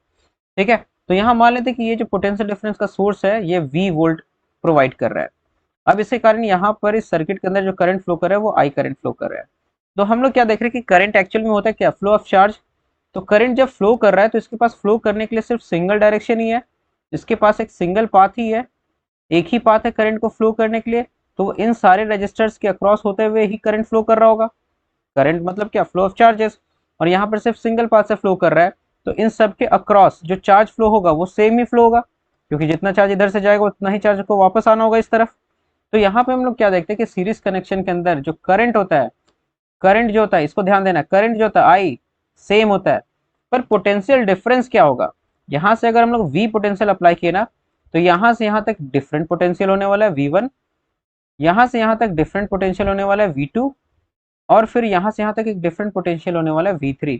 मतलब यहाँ पर पोटेंशियल डिफरेंस के साथ में क्या होने वाला है, ये पोटेंशियल डिफरेंस डिफरेंट होने वाला है। मतलब हर एक रजिस्टर के अक्रॉस जो पोटेंशियल डिफरेंस होगा वो डिफरेंट होगा, लेकिन इन सब का जो सम होगा, इन सारे पोटेंशियल्स का जो सम होगा, ठीक है, V1 का, V2 का, V3 का, ये सब किसके बराबर होने वाला है, V के बराबर होने वाला है। ठीक है, तो हम लोग यहाँ पे क्या देखें कि यहाँ पर हर एक रजिस्टर के अक्रॉस जो हमारा करंट है वो सेम होगा, जबकि पोटेंशियल डिफरेंस जो है वो डिफरेंट होगा। ठीक है, अब हम लोग इसी का यूज करेंगे और यहाँ पर हम लोग फाइंड आउट करेंगे कि टोटल रेजिस्टेंस कितना होगा इन तीनों के बदले में। तो यहाँ पर हम लोग यूज करेंगे ओम्स लॉ। तो फ्रॉम ओम्स लॉ हम लोग को पता है कि V इज इक्वल टू क्या होता है, आई आर। अगर V is equal to I R है मतलब V1 is equal to I R one होगा। क्यों यहाँ पर I ही रह गया, क्योंकि ये करंट सबके अक्रॉस सेम है, इस वजह से हम लोग I को I ही यूज करेंगे। तो V2 is equal to I R two हो जाएगा और V3 is equal to I R three हो जाएगा। जब इन सारे वैल्यूज को हम लोग पुट कर दे इस वाले में, अब इक्वेशन में, तो ये क्या बन जाएगा, V is equal to I R is equal to V1 का जगह हो जाएगा I R one plus I R two plus I R three. अब यहाँ से क्या हो जाएगा कि I जो है वो कॉमन आ जाएगा, तो यहाँ पर आ जाएगा R1 plus R2 plus R3। ये I कैंसिल हो जाएगा और जो टोटल रेजिस्टेंस होगा वो R1 plus R2 plus R3 हो जाएगा। मतलब क्या कि सीरीज कनेक्शन के अंदर जो नेट रेजिस्टेंस होता है वो सिंपली क्या होता है, तीनों रजिस्टर्स का सम के बराबर आता है। ठीक है, इस बात को एकदम ध्यान रखना है, हम लोग आगे न्यूमेरिकल्स भी ट्राई करने वाले हैं, तो इसको याद रखना है कि जो नेट रेजिस्टेंस होगा वो कितना होगा, इन तीनों के सम के बराबर होगा सिंपली। ये था हमारा सीरीज कनेक्शन। यहाँ से क्या ध्यान रखने वाली बात, current same, potential difference different, end to end connect होता है। ठीक है, और जो टोटल पोटेंशियल होता है वो इन तीनों के पोटेंशियल्स के सम के बराबर होगा। अगर तीन से ज्यादा जोड़ देंगे तो यहाँ पे ये R3 R4 डॉट डॉट करके Rn तक चला जाएगा। तो ये था हमारा सीरीज कनेक्शन। अब जो सेकंड काइंड ऑफ कनेक्शन था इसके बारे में हम लोग बात करने वाले हैं, जिसे कि हम लोग क्या कहते हैं, पैरेलल कनेक्शन। पैरेलल कनेक्शन, अब इस पैरेलल कनेक्शन में किस तरीके से रेजिस्टर्स को कनेक्ट किया जाता है वो हम लोग समझने वाले हैं। तो यहाँ पर मान लेते हैं कि एक रेजिस्टेंस कुछ इस तरीके से, ठीक है, अब सेम पॉइंट से ही हम लोग क्या करें कि डिफरेंट रेजिस्टर्स को कनेक्ट कर दे, सेम पॉइंट से ही डिफरेंट रेजिस्टर्स को कनेक्ट कर दे। ठीक है, तो यहाँ पर इस तरह का कनेक्शन को हम लोग कहते हैं पैरेलल कनेक्शन। तो जैसे कि यहाँ मान लेते हैं कि रेजिस्टेंस R1 है, ये R2 है और ये R3 है, इन सब को हम लोग क्या किए, ये सेम पॉइंट A और B से कनेक्ट कर दिए, जो कि पोटेंशियल डिफरेंस V के साथ कनेक्टेड है। तो इस कंडीशन में क्या होगा कि पोटेंशियल डिफरेंस V है, करंट यहाँ आई जा रहा है। अभी जो करंट आगे फ्लो कर रहा है इस पॉइंट पर जाकर के वो तीन पाथ में डिस्ट्रीब्यूट हो जाएगा। तो यहाँ पर हर एक के अक्रॉस डिफरेंट करंट जाएगा और वापस से फिर वो तीनों आकर के यहाँ पे करंट आई ही बना देगा। तो यहाँ हम लोग क्या नोटिस करें कि जो करंट होगा वो क्या होने वाला है, तीनों के अक्रॉस डिफरेंट होने वाला है, तीनों अपने हिसाब से करंट को खींचेगा, ठीक है, ड्रॉ करेगा। जबकि पोटेंशियल डिफरेंस क्या होगा, क्योंकि ये सारा जो है वो सेम पॉइंट से कनेक्टेड है ना, सबका एंड और स्टार्टिंग पॉइंट सेम पॉइंट से ही कनेक्टेड है। ठीक है, तो इसका मतलब क्या है कि इन सब का पोटेंशियल डिफरेंस जो होगा वो क्या होने वाला है, सेम होने वाला है। तो यहाँ पे पोटेंशियल डिफरेंस सेम होगा बट करंट जो होगा वो क्या होगा, डिफरेंट होगा। मान लेते हैं एक जगह I1 है, दूसरी जगह I2 है, तीसरी जगह करंट I3 है। ठीक है, तो अब यहाँ पर जो टोटल करंट होगा वो क्या होगा, इन सब के सम के बराबर ही तो होगा, I is equal to I1 plus I2 plus I3। अब हम लोग क्या करेंगे, ओम्स लॉ लगाएंगे। तो यूजिंग ओम्स लॉ हम लोग क्या जान रहे हैं, ओम्स लॉ की मदद से V is equal to I R. तो यहाँ से हम लोग I बराबर क्या लिख सकते हैं, V बाई आर। तो इस तरीके से I1 बराबर क्या हो जाएगा, V by R one. I2 बराबर क्या हो जाएगा, V बाई आर टू। ठीक है, यहाँ हम लोग क्या देख रहे हैं कि V जो है वो सेम है, इसलिए V हर जगह सेम रह रहा है, और I3 बराबर हो जाएगा V बाई आर थ्री। अगर इन सारे वैल्यूज को अब इक्वेशन में पुट करेंगे तो हमारा आ जाएगा I V by R is equal to V1 by V by R one plus V by R two plus V by R three. अब यहाँ से क्या हो जाएगा ना, ऊपर में से v जो है वो कॉमन आ जाएगा, तो ये बचेगा 1/r1 plus 1/r2 plus 1/r3। ठीक है, ये v से v कैंसिल हो जाएगा और यहाँ पर आ जाएगा 1/r is equal to 1/r1 plus 1/r2 plus 1/r3। तो यहाँ पर जो टोटल रेजिस्टेंस आने वाला वो ये r आएगा। ठीक है, तो ये जो है वो इस फॉर्मूला के थ्रू टोटल रेजिस्टेंस जो है वो आपस में रिलेटेड रहेगा। ठीक है, तो इस इक्वेशन का यूज करके हम लोग टोटल रेजिस्टेंस जो है वो फाइंड आउट कर सकते हैं। तो क्या देख रहे हैं यहाँ पे कि 1/r जो होगा वो 1/r1 plus 1/r2 plus 1/r3 के बराबर होता है। ये क्लियर हो गया बात। तो यहाँ पे ये टोटल रेजिस्टेंस हम लोग निकालेंगे। तो यहाँ से क्या ध्यान देने वाली बात है कि पैरेलल रेजिस्टेंस के अक्रॉस जो होता है, पैरेलल कनेक्शन के अक्रॉस करंट डिफरेंट होता है, पोटेंशियल डिफरेंस सेम होता है। अब हम लोग बढ़ेंगे नेक्स्ट टॉपिक की तरफ, जहाँ पे हम लोग समझेंगे कि किस तरीके से पैरेलल कनेक्शन जो है वो बेटर होता है सीरीज कनेक्शन से। ठीक है, साइड कॉपी कर लेते हैं। Duplicate, duplicate, duplicate. चलो, तो हम लोग यहाँ पे देखने वाले हैं कि advantages of advantages of parallel connection over series connection. तो सीरीज कनेक्शन और पैरेलल कनेक्शन में हमारे पास ये जानते हैं कि पैरेलल कनेक्शन जो है ना वो बेहतर होता है, पर कैसे वो हम लोग समझेंगे अभी। जितना भी हाउस होल्ड में जो हमारा घरों के अंदर में कनेक्शन होता है वो सब पैरेलली कनेक्ट होता है। ठीक है, तो क्या प्रॉफिट होता है इसका वो समझेंगे। तो सबसे पहले जो प्रॉफिट होता है वो ये होता है कि पैरेलल कनेक्शन के अंदर में सबसे पहला कि सारे के पास में पोटेंशियल डिफरेंस सेम होता है। ठीक है, तो पैरेलल कनेक्शन के अंदर में सबसे पहले बेनिफिट क्या हो गया कि सारे के सारे जो हमारे रजिस्टर्स है उन सबके अक्रॉस पोटेंशियल डिफरेंस सेम होने वाला है, और करंट जो होता है वो डिफरेंट होता है। तो जिसको जितना करंट होता है उस हिसाब से करंट वो यूटिलाइज करता है। सेकेंड जो हमारा यहाँ पे बेनिफिशियल ये होता है कि अगर पैरेलल कनेक्शन में रजिस्टर्स को कनेक्ट करेंगे, तो अगर मान लेते कि बीच में कोई रजिस्टर जो है वो खराब भी हो गया, ठीक है, करंट फ्लो होना बंद हो गया, मान लेते यहाँ से करंट फ्लो होना बंद हो गया, तो उस कंडीशन में इन दोनों में से करंट फ्लो होते रहेगा। जबकि वहीं पे सीरीज कनेक्शन में अगर ऐसा हो कि बीच में कोई एक रजिस्टर काम करना बंद कर दे, तो उस कंडीशन में आगे करंट जाएगा ही नहीं और करंट फ्लो होना बंद हो जाएगा। ठीक है, तो ये सेकेंड बेनिफिट होता है कि पैरेलल कनेक्शन के अंदर में कोई अगर एक डिफेक्ट आ गया या फिर हम लोग सेपरेटली हर एक को स्विच ऑन और स्विच ऑफ कर सकते हैं। एक थर्ड हम लोग देखते हैं कि पैरेलल कनेक्शन के अंदर जो नेट रेजिस्टेंस आता है ना वो लेस आता है अगर सेम रजिस्टर्स को हम लोग सीरीज में कनेक्ट करें। ठीक है, अगर हम लोग सेम रजिस्टर्स को सीरीज में कनेक्ट करेंगे तो उसके जो अक्रॉस जो रेजिस्टेंस आएगा, ठीक है, वो पैरेलल के अक्रॉस जो रेजिस्टेंस आता है उससे हमारा कम आता है। ठीक है, मतलब पैरेलल के अंदर कम आता है। अब हम लोग एक न्यूमेरिकल ट्राई करते हैं और यहाँ पे इस बात को, और हम लोग क्या करेंगे ना कि यहाँ से देखें कि किस तरीके का क्वेश्चंस को हम लोग किस तरीके से क्वेश्चन को हम लोग सॉल्व कर सकते हैं जब हमारे पास में सीरीज या पैरेलल में कनेक्शन दिया रहा है। तो सबसे पहले न्यूमेरिकल हम लोग ये देख रहे हैं कि इस तरीके से रजिस्टर्स कनेक्टेड है,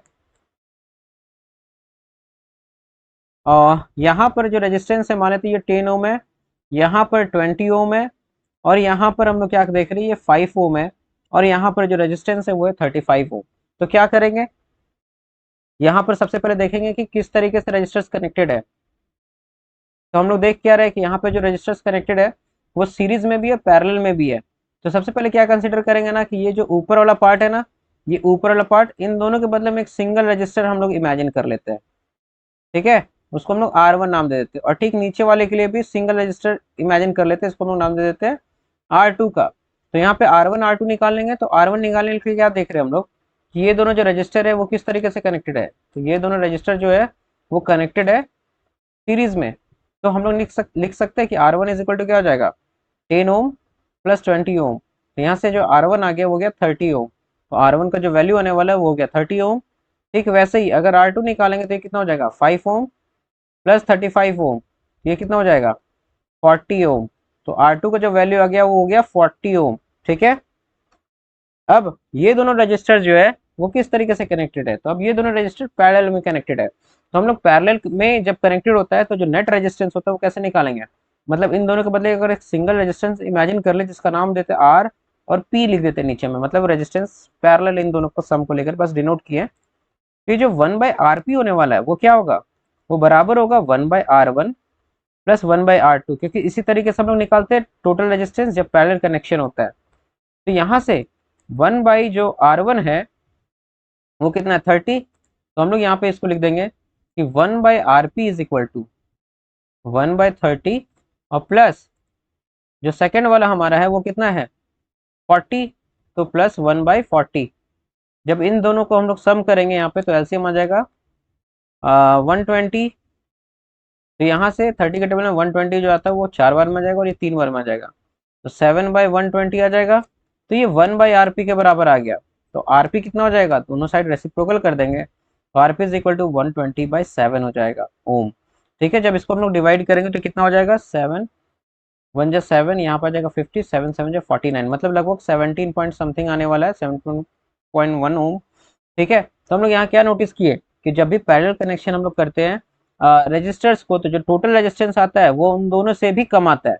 इस बात को ध्यान देना कि जो पैरेलल कनेक्शन होता है इसके अंदर जो टोटल रेजिस्टेंस आता है वो जितने भी रेजिस्टर्स यूज किए उनमें से सबसे जो कम था रेजिस्टेंस उससे भी कम वैल्यू आता है हमारा पैरेलल कनेक्शन के अंदर में। ठीक है, और भी न्यूमेरिकल्स हम लोग ट्राई करेंगे, बट नेक्स्ट वीडियो में, ये वीडियो के अंदर हम लोग सिर्फ सारे कॉन्सेप्ट्स को समझने वाले हैं। ठीक है, तो यहाँ तक हम लोगों ने समझा पैरेलल कनेक्शन, सीरीज कनेक्शन, और साथ ही साथ हम लोगों ने देखा कि किस तरीके से पैरेलल कनेक्शन जो है वो बेहतर होता है सीरीज कनेक्शन से। अब इसके बाद जो हम लोग टॉपिक देखने वाले हैं that is heating effect of electric current. ठीक है, तो heating effect of electric current ये क्या है, तो हम लोग नोटिस करते हैं कि जब भी करंट कहीं पे बहुत देर तक मूव, कहीं पे फ्लो करता है तो हम लोग कुछ इफेक्ट्स देखने को मिलता है। एक इफेक्ट होता है जिसको हम लोग कहते हैं मैग्नेटिक इफेक्ट, जिसके बारे में तो नेक्स्ट चैप्टर ही पढ़ने वाले हम लोग। बट एक और इफेक्ट देखते हैं जिसको हम लोग कहते हैं हीटिंग इफेक्ट। मतलब ये तो सिंपली नोटिस भी करते हैं कि जब कभी भी डिवाइसेस को हम लोग बहुत देर तक चलाते हैं तो क्या देखते हैं कि उसके अंदर में हीट जनरेट होता है। ऐसा क्यों होता है, क्योंकि करंट जब कहीं से फ्लो होता है तो वो हीट जनरेट करता है, कुछ एनर्जी जो उसका वो हीट के फॉर्म में कन्वर्ट हो जाता है। ठीक है, तो इसी को कहते हैं हम लोग heating effect of electric current. पर वो हीट कितना फ्लो होता है, ठीक है, उसके लिए कोई फॉर्मूला है क्या, तो हम समझेंगे कि किस तरीके से हम लोग निकाल सकते हैं कि कितना हीट जो है वो किसी भी रजिस्टर के अक्रॉस फ्लो करता है, मतलब कि जनरेट होता है। ठीक है, तो हम लोग जानते हैं कि हीट क्या है, heat is a kind of energy. ठीक है, तो इस बात को ध्यान रखना, और हम लोग समझते हैं कि ये जो heating effect of electric current है इसके लिए जो फॉर्मूला आता है इसका हम लोग डेरिवेशन करने वाले हैं। तो मान लेते हैं कि यहाँ पर किसी भी रजिस्टर के अक्रॉस, ये रजिस्टर आर है जिसके अक्रॉस करंट आई फ्लो कर रहा है और इसको हम लोग पोटेंशियल डिफरेंस वी के साथ में कनेक्ट किए हुए हैं। ठीक है, तो उस कंडीशन में यहाँ पर हम लोग जानते हैं कि जो पोटेंशियल डिफरेंस होता है उसका फॉर्मूला क्या होता है, v is equal to W by Q. ठीक है, वर्क डन बाई चार्ज। अब हम लोग जानते हैं कि इसलिए वर्क डन बराबर क्या लिख सकते हैं, v इंटू क्यू। ठीक है, यहाँ तक क्लियर हो गया। अब इसको हम लोग ध्यान में बस रखते हैं और आगे बढ़ते हुए हम लोग जानते हैं कि पावर क्या होता है। पावर को कैसे डिफाइन करते थे, तो पावर को हम लोग डिफाइन करते थे work done per unit time या फिर एनर्जी पर यूनिट टाइम। हम लोग पावर और एनर्जी को सेम समझते हैं बट दोनों डिफरेंट है। पावर क्या होता है कि capability to do work, energy मतलब क्या हो गया कि capability to do work, but power क्या होता है कि रेट ऑफ डूइंग वर्क, मतलब कितनी तेजी से वो काम हो रहा है उसके बारे में हमको आइडिया देता है पावर। जबकि एनर्जी बताता है कि हाँ तुम्हारे अंदर वो कैपेसिटी है।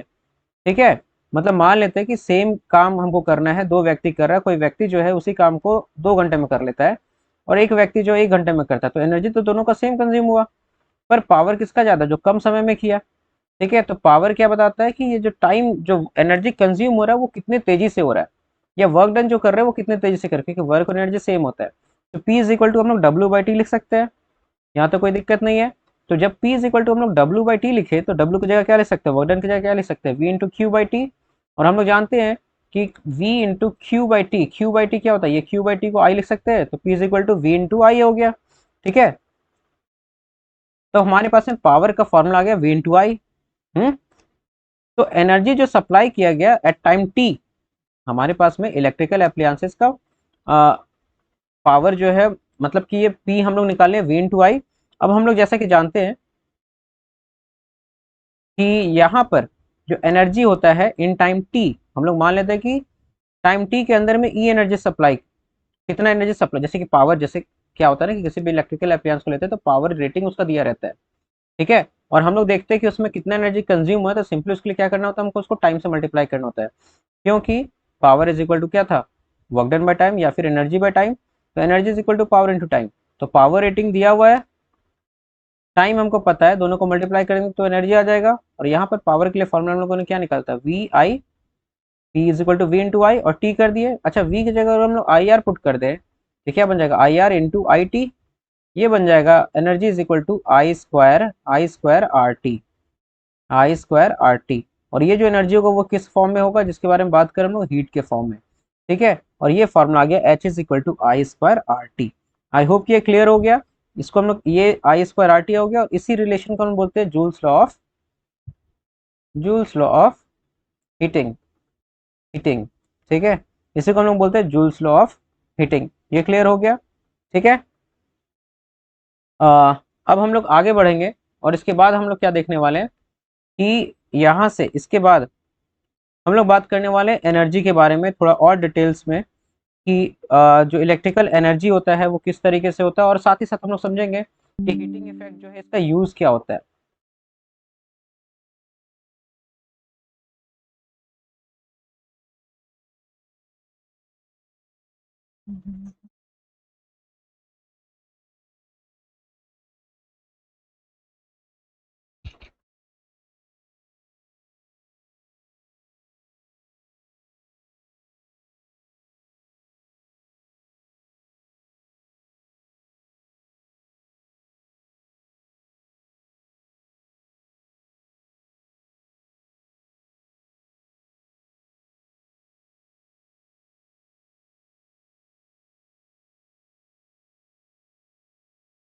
तो अभी हम लोगों ने heating effect of electric current के लिए एक रिलेशन जो है वो फाइंड आउट किया, जो कि क्या था, H is equal to I square of R T. तो यहाँ पे हम लोग इसी को हम जूल्स लॉ ऑफ हीटिंग कर रहे थे, और यहाँ से हम लोगों ने क्या कंक्लूजन निकाला कि जो हीट होता है वो करंट पे डिपेंड करता है, रेजिस्टेंस पे डिपेंड करता है, और टाइम पे डिपेंड करता है, ठीक है। मतलब जितना ज़्यादा करंट फ्लो कराएंगे हीट उतना ही ज़्यादा होगा। दूसरा, रेजिस्टेंस पे डिपेंड करता है, रेजिस्टेंस बढ़ाएंगे तो हीट बढ़ेगा क्योंकि अपोज करने वाला बढ़ेगा। और जितना टाइम के लिए, तो हम लोग नोटिस ही कर रहे हैं कि टाइम जितना ज़्यादा देर तक हम लोग किसी भी डिवाइस का यूज़ करते हैं उतना ही ज़्यादा उसमें हीट जनरेट होता है। बट इसका यूज़ है क्या कहीं, क्या ऐसा कोई यूज़ है? हाँ बिल्कुल, हम लोग इसका यूज़ करते हैं। इस इफेक्ट का कहाँ यूज़ करते हैं, सबसे पहले इलेक्ट्रिक फ्यूज़ के अंदर में। तो ये इलेक्ट्रिक फ्यूज़ काम कैसे करता है, तो फ्यूज़ के अंदर में क्या होता है ना, ठीक है, कि हम लोग फ्यूज़ को जब देखते हैं ध्यान से तो वहाँ पे एक पतला सा वायर होता है। वो क्या करता है कि कनेक्शन में ये पतला जो वायर होता है, ये थिन वायर इसलिए दिया जाता है ताकि जब ज़्यादा करंट फ्लो हो ना, तो इसके वजह से यहाँ पर ये बहुत ही थिन वायर होता है, और करंट फ्लो करने के कारण, एक खास करंट के लिमिट से ज़्यादा करंट फ्लो करने के कारण इसमें हीट जनरेट होता है। और फिर वो उस हीट के कारण इस तरह का वायर यूज होता है कि उतने हीट में ये मेल्ट कर जाता है, और मेल्ट करने के कारण ये जो वायर होता है वो ब्रेक हो जाता है, और करंट का जो फ्लो होता है वो स्टॉप हो जाता है, और हमारा जो बाकी सारे इलेक्ट्रिकल एप्लायंसेज है वो बच जाता है डैमेज होने से, ठीक है। तो इलेक्ट्रिक फ्यूज के अंदर में हम लोग क्या कर रहे हैं, हीटिंग इफेक्ट का इस्तेमाल कर रहे हैं।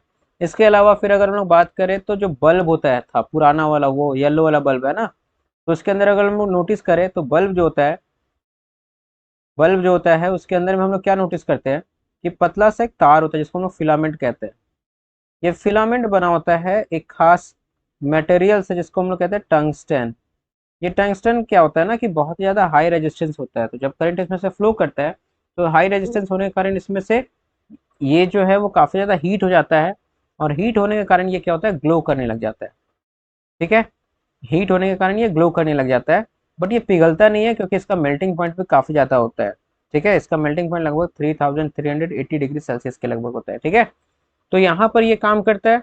अच्छा, ये बात भी आता है कि यहाँ पर हम लोग इसको कवर क्यों करते हैं ग्लास से, इसलिए करते हैं बल्ब को कवर, क्योंकि अगर हम लोग इसको डायरेक्टली एयर के कॉन्टेक्ट में रख देना तो इसमें आग कैच कर जाएगा, ठीक है, और ये बर्न हो जाएगा। तो इसको बचाने के लिए हम लोग को इसको ग्लास से कवर किया जाता है, जिसके अंदर में कुछ इनर्ट गैसेस डाला जाता है, जैसे आर्गन ये सब हो गया, ठीक है, ये नाइट्रोजन हो गया।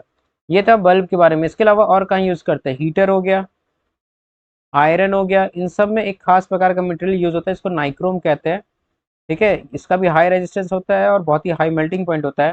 तो जब करंट फ्लो करते हैं तो बहुत ज़्यादा हीट हो जाता है और ग्लो करने लगता है। ऐसे कारण में हमारा क्या होता है कि हीट का ही हम लोग यूज़ करते हैं। तो ये था हमारा क्या, आ, हम लोगों ने बात कर लिया किसके बारे में, कि heating effect of electric current के बारे में। अभी हम लोग जो नेक्स्ट टॉपिक पढ़ने वाले लास्टली, वो है इलेक्ट्रिक पावर। तो हम लोग पावर बात किए थे ना कि कंजप्शन ऑफ एनर्जी पर यूनिट टाइम, ठीक है, कि कितना एनर्जी कोई कंज्यूम किया जा रहा है या खर्च किया जा रहा है पर यूनिट टाइम, कोई हम लोग क्या कहते हैं, पावर कहते हैं। ठीक है, पावर का फॉर्मूला हम लोगों ने डेराइव किया था, P is equal to V into I. तो एक ये फॉर्मूला था पावर को फाइंड आउट करने के लिए। अगला जो एक फॉर्मूला होता है, अगर हम लोग वी की जगह आई आर पुट कर दें तो पावर क्या हो जाएगा, ये I R into I. Power का फॉर्मूला बन जाता है P is equal to I square R. अच्छा, हम लोग और क्या कर सकते हैं, आई के जगह पे ओम्स लॉ का यूज करें और इस बार आई के जगह पे वी बाई आर पुट कर दें, तो पावर जो होगा वो हो जाएगा V into V by R, और ये बन जाएगा वी स्क्वायर बाय आर। तो P इज इक्वल टू एक और फॉर्मूला बन गया वी स्क्वायर बाय आर। तो हम लोग यहाँ पे क्या देख रहे हैं कि ये तीन फॉर्मूलाज पावर को फाइंड आउट करने के लिए। ठीक है, क्वेश्चन में गिवन क्या होगा उसके अकॉर्डिंग हम लोग इनमें से अलग अलग फॉर्मूलाज का इस्तेमाल करेंगे पावर को फाइंड आउट करने के लिए। ये ठीक है। पावर का जो ऐसा यूनिट होता है वो होता है वॉट। पावर का जो ऐसा यूनिट होता है उसको हम लोग क्या बोल दिए, वॉट कहते हैं। तो ऐसा unit of power is what, WATT से डिनोट करते हैं इसको हम लोग वॉट। ठीक है, तो एक वॉट क्या होगा, एक वॉट पावर क्या होता है। ठीक है, तो जब हम लोग क्या करें, क्योंकि हम लोगों ने पढ़ा था कि power is equal to V into I, तो जब पोटेंशियल डिफरेंस जो है वो 1 वोल्ट का हो और करंट 1 एम्पियर फ्लो कर रहा हो, तो उस कंडीशन में जो पावर होगा वो कितना हो जाएगा, 1 वॉट के बराबर हो जाएगा। ठीक है, मतलब potential difference 1 volt, current 1 ampere, then the power is called known as 1 watt. ठीक है, अब अगर हम लोग आगे और बढ़े तो हम लोग क्या देखते हैं कि ये जो वॉट होता है वो काफ़ी छोटा यूनिट होता है पावर के लिए।